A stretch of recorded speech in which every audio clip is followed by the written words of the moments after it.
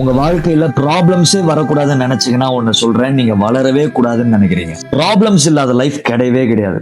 உங்க லெவல் மாறினா கண்டிப்பா ப்ராப்ளம்ஸும் மாறும்.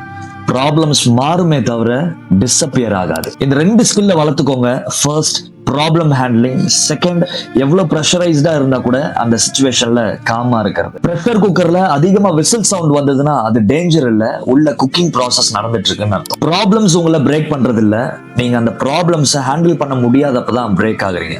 ஸோ ஹேண்டில் பண்ணாதான் growth நடக்கும். ஏன்னா ஸ்கிரிப்சர்ல ஜேம்ஸ் 1:2-4 இப்படி சொல்லுது, count it all Joy when you face trials because the testing of your faith produces perseverance. So கடவுள் உங்க லைஃப்ல இருக்கிற ப்ராப்ளம்ஸ் எல்லாம் ரிமூவ் பண்ண மாட்டாரு, பட் அந்த ப்ராப்ளம்ஸை ஹேண்டில் பண்ற கெப்பாசிட்டியை உங்களுக்குள்ள இன்க்ரீஸ் பண்ணுவாரு. ஸோ ப்ராப்ளம்ல இருந்து எஸ்கேப் ஆக ட்ரை பண்ணாதீங்க, அதை ஹேண்டில் பண்ணுங்க. You will succeed. Thank you. God bless.